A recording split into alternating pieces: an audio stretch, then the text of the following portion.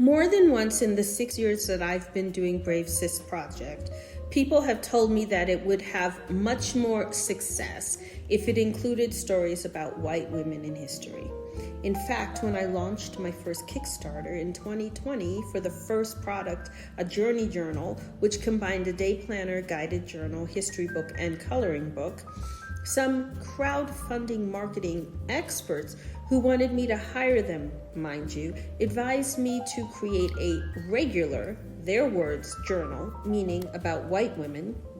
And then when it became sticky, I could do a new one later that would be more niche. Their audacity was only surpassed by their stupidity and their hubris. Now, if you are of a certain age or a student of intersectional feminist history, you may perhaps be familiar with the 1982 collection, All the Women Are White, All the Blacks Are Men, but Some of Us Are Brave, Black Women's Studies.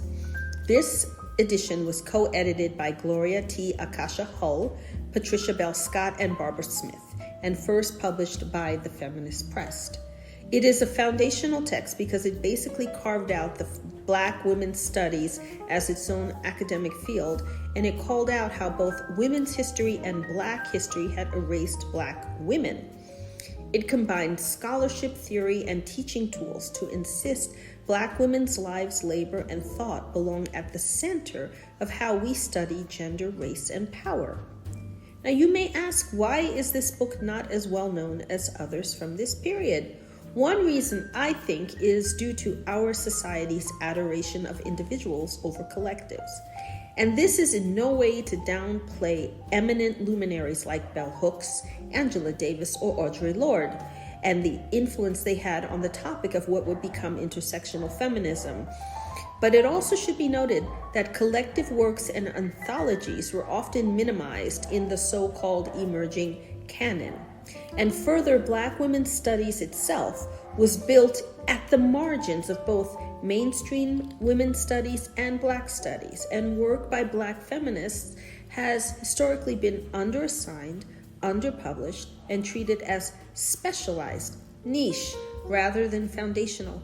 The same can be said of other emerging rights curriculums of the time, such as Cherry Moraga and Gloria Anzaldua's This Bridge Called My Back, writings by radical women of color from 1981, which explicitly centers women of color, including Chicanas and Latinas, and became a core text for Chicana and Latina feminist thought and teaching.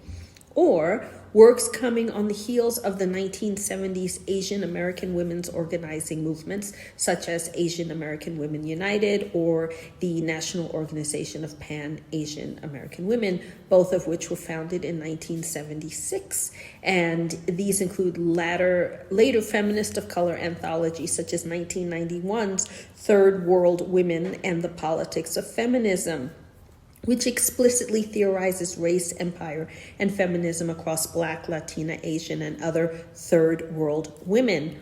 Or Laguna Pueblo Lakota scholar Paula Gunn Allen's 1986, The Sacred Hoop, Recovering the Feminine in American Indian Traditions, a collection of essays that divulges into how Euro-American scholars and colonizers erased or distorted the central roles Indigenous women held in many Native societies.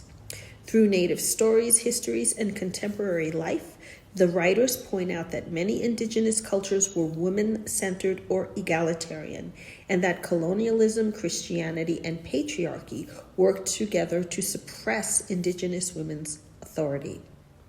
Today, a lot of these kinds of frameworks are taken for granted, but it was in my lived experience that the shift began. So, what shifts will we begin now for those coming after us in the next 3 or 4 decades? Not to mention, and this is one by a man, Jonathan Ned Katz's Gay American History, Lesbians and Gay Men in the USA, a 1976 book, which is often cited as a kind of archive building project, collecting documents, testimonies, and narratives that made lesbian and gay history legible as a field for the first time. In a liberated world, rights struggles are intertwined and interdependent. And so my point here is this: letting default history stand as the only real one is a conscious refusal to tell the full truth. When we center just one kind of voice, we're all diminished. The whitewashing of history does not just hurt Black, brown, Asian, and indigenous women or people. It impoverishes the imaginations and spirits of everyone who walks through the world thinking everything important was done only by one kind of person in this default narrative. So, if you are a white person, you might ask yourself, how might your sense of what's possible shift if every American first, every riot, every rally, every invention, every poem, and every victory included women of every race and heritage, not just the default white shero? 2, what would you feel or do differently if these foremothers were centered in our national story? 3, in what spaces can you push to expand whose history, genius, and leadership are made visible? And if you're not white, I have 2 questions for your consideration. First of all, what does it cost when you move through life believing that people like you or your neighbors, your classmates, your family members, your colleagues have never done things worth celebrating? And second, what would you be if you discovered that you too stand on the shoulders of women who faced down fire and became fire themselves? Learning this history is not a passive act, nor is it an exercise of the so-called woke. We all need to get on this bus. In this age of clickable knowledge and its evil twin, misinformation, not knowing is not innocence. It is a choice to look the other way. Like I said, it's complicity. So don't be complicit and don't be basic. Seek out the erased stories, say the names, question the omissions, and open yourself to being changed by what you find. Because after all, refusing to know is refusing to grow. And we cannot go on like this.